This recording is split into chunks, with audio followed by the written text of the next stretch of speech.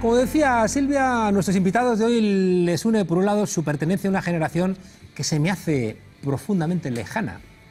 Menos de lo que ella ha imaginado, pero que asumo que no la tengo al lado. Una generación que he de reconocer que ha trastocado todo. Por otro lado, tienen ganas de contar de forma distinta las historias periféricas del deporte y también el corazón del deporte, porque no se lo quieren dejar a los canallas. No necesitan grandes recursos ni plataformas multinacionales, solo una cámara y conexión a Internet. Han revolucionado la idea clásica del periodista deportivo y son un caramelito en redes. ¿Cómo estáis? Un placer estar aquí. Que la habéis montado, ¿no?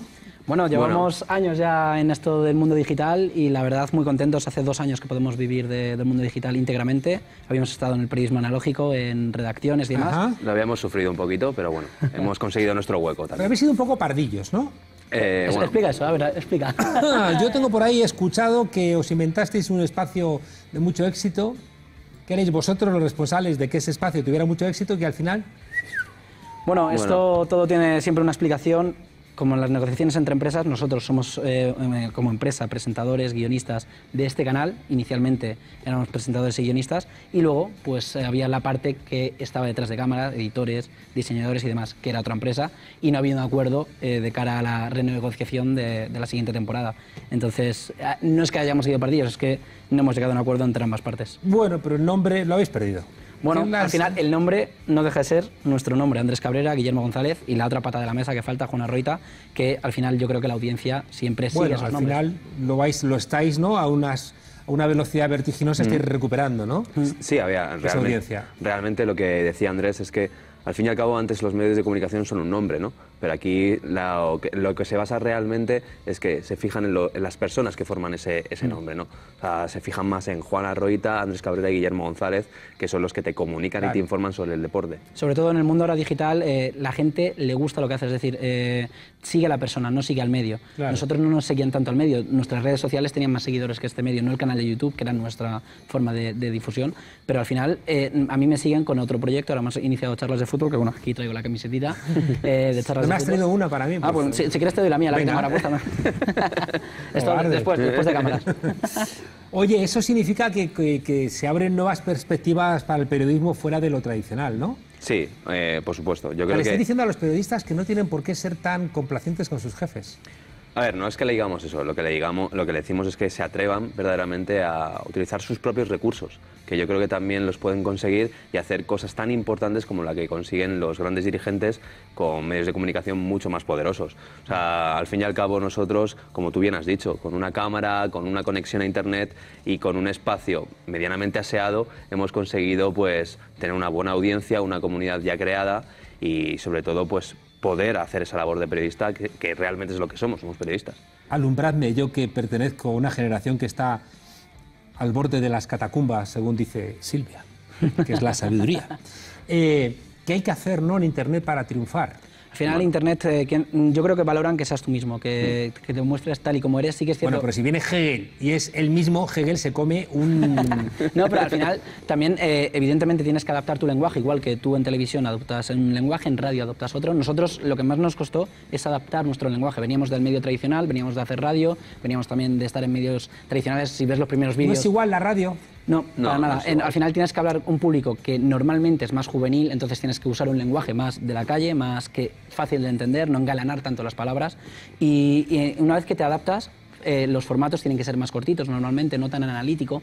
Sí que es cierto que la evolución dice que cuando este público crezca, este público juvenil, querrá algo más analítico, por eso nosotros ya estamos empezando a hacer ciertos contenidos más analíticos, pero al final te tienes que adaptar. La gente en YouTube a lo mejor no ve media hora seguida de un vídeo, pero ve 6 vídeos de 5 minutos. Ve vídeos cortitos con información muy condensada y fácil de digerir. Entonces nosotros entramos ahí, estudiamos el mercado y entramos justo en ese tipo de vídeos que a la gente le resultaba O sea, no pasar de los atractivo. 5 minutos, ¿no? Bueno, bueno. puedes pasar, hay vídeos, nosotros hacemos 10 minutos, pero normalmente lo que tú tienes que buscar es que no se convierta en radio, que no estén viendo tu vídeo y bueno, me voy a abrir otro enlace y voy a buscar algo en Google y que te escuchen. tengo que mantenerles pendientes de lo que les estoy diciendo, con imágenes, con efectos visuales. Al final tienes que mantener a la audiencia pendiente de lo que estás haciendo. Yo creo que básicamente es que la audiencia lo que necesita es ritmo constantemente, al menos en redes sociales o en los medios digitales en los que movemos nosotros. Te das cuenta que la audiencia te demanda un poco de viveza y que cada 2x3 los formatos los vayas cambiando, porque realmente ellos notan y valoran muchísimo que tú hagas esos cambios por y para ellos, que les escuches, que tengas esa interactuación, porque realmente los medios convencionales la interactuación no es tanta como la que tenemos nosotros en redes sociales. Siempre pongo este mismo ejemplo. Nosotros conocemos a lo mejor a 20, 30 personas de nuestra audiencia, sabemos sus gustos, su equipo de fútbol, nacionalidad, y realmente esa interactuación ellos la notan. Que son los que más nos comentan, pero al final nosotros también, si recibimos críticas, nos lo dicen al momento y sabemos cómo mejorar. Evidentemente no puedes hacer caso a todas las críticas, pero si hay algo que a lo mejor estamos haciendo mal, y mayoritariamente nos lo hacen ver, sentir que se sienten escuchados, ser una comunidad, básicamente. Vosotros, sobre todo, el corazón sería el fútbol.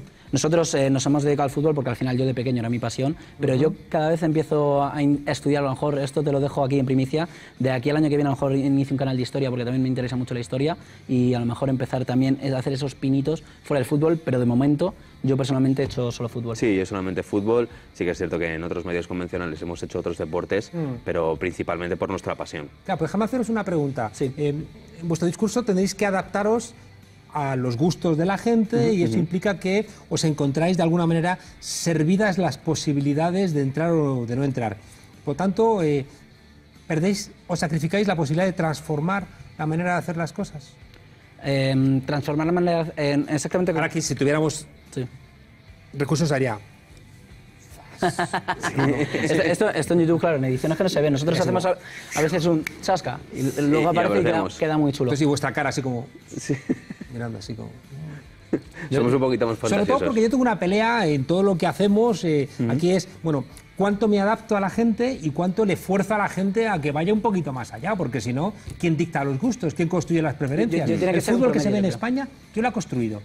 Yo creo que entre ambos, es el pez que se muerde la cola. Yo siempre digo que la gente dice, no, es que la audiencia demanda contenido banal. Digo, no, también si tú solo le das contenido banal, la audiencia, según vaya creciendo, no te va a exigir calidad. Tú tienes que hacer este promedio. Entonces nosotros, por ejemplo, en charlas de fútbol lo que hacemos, ahora fue, por ejemplo, el Barça-Madrid. Hablamos del Barça-Madrid, como es lógico, pero también ahora mismo, esta misma semana, hemos preparado un vídeo que era fútbol y cine, y era presencias futbolísticas dentro del cine, pero no películas de fútbol, sino alguna película como Transpotting, que tiene una pequeña secuencia de fútbol, buscar este nicho para tampoco los que sean tan futboleros, que encuentren este nicho que quizás les guste, o este tipo de vídeos que quizás les gusten.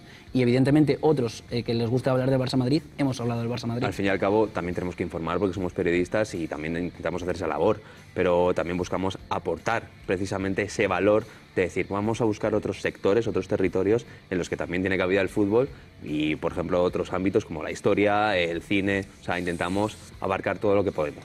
¿No habréis sido vosotros los que habéis hecho ese montaje de Lopetegui entrando en la embajada de Arabia Saudí en Turquía? Pues no lo he visto, la verdad, Yo no somos de montajes, somos de vídeos íntegros. Oye, tenéis una sección de fútbol utópico. Sí. ¿Eso qué es? Bueno, explícalo tú más, que tú...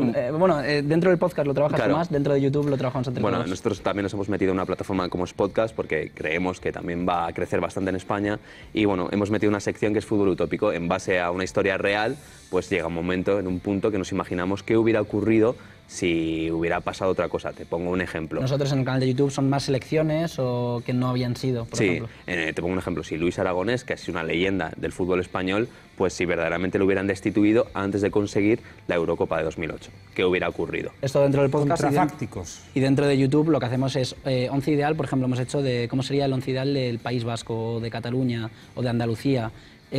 Fútbol utópico, que en realidad sí que existen estas selecciones autonómicas, pero casi no juegan partidos profesionales. ¿Qué equipo tendrían si existieran?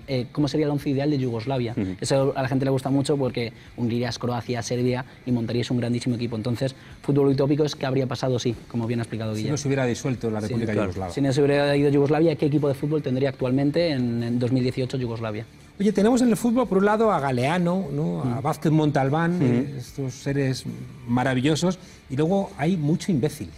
Bueno, yo creo que el fútbol al final, al ser tan mayoritario, es un ejemplo de la sociedad. Hay gente evidentemente, que como has dicho, Galeano, que tiene libros futbolísticos muy buenos, El fútbol a sol y sombra, por ejemplo, es uno de los mejores libros de fútbol. Y luego, evidentemente, hay mucha tontería porque al final es un nicho muy amplio. El fútbol al final le gusta a muchísima gente, y si hay muchísima gente que dice tonterías en su día a día, también las va a decir en el fútbol. A ver, los que dicen tonterías hacen más ruido, eso siempre es así. Y los que nos hemos dado cuenta, los que más talento pueden llegar a tener, pues por ejemplo, Eduardo Galeano a lo mejor no es tan conocido como otros que sí que dicen tonterías, que es una pena, la verdad. Eduardo Galeano al final no se dedica íntegramente al fútbol, es una de sus pasiones, pero luego hay periodistas muy buenos. La cualidad, yo creo que del espectador dentro de digital, que tiene que buscar quién es bueno en el ámbito futbolístico, deportivo o el que sea, y lo puedes encontrar y consumir esto. En la televisión al final, si no te dan calidad, es lo que hay, te dan lo que te echen.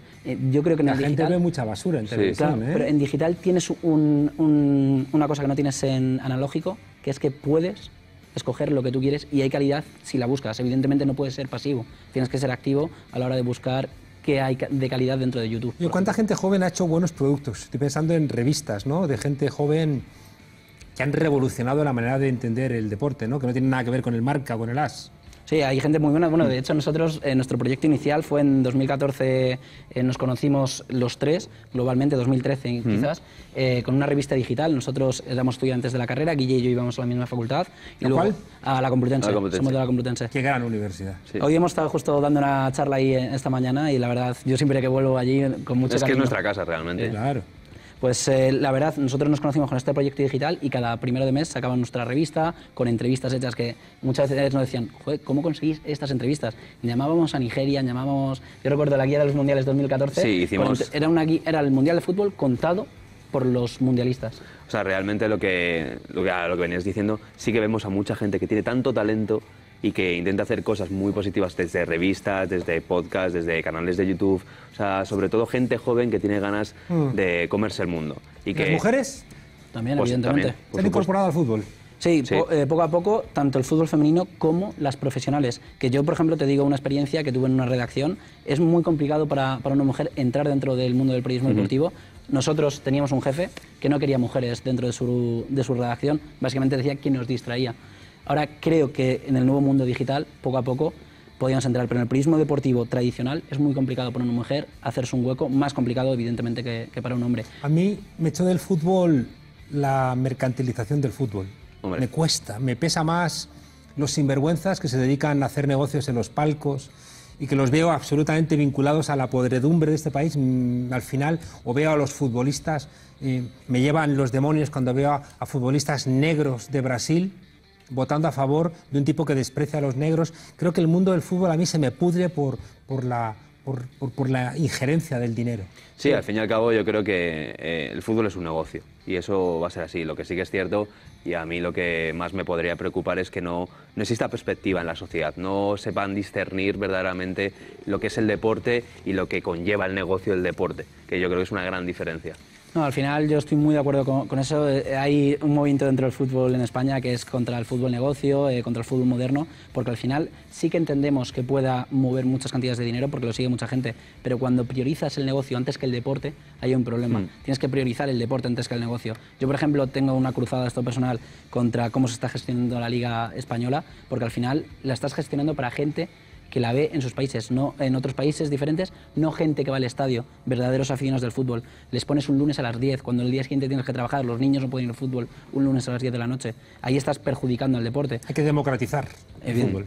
Totalmente. Bueno, antes era un horario ya fijo donde la gente podía ir al estadio, podía ir al campo y sobre todo nosotros pensábamos mucho en cuando Domingo a las 5 de la tarde. Cuando éramos pequeños que nos gustaba ir al fútbol y verdaderamente pues un lunes a las 10 no vas a ir al fútbol. Complicado.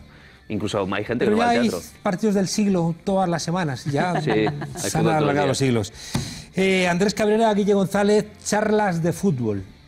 Os deseamos mucha suerte Muchas en gracias. ese programa de frontera que aquí nos gusta tanto.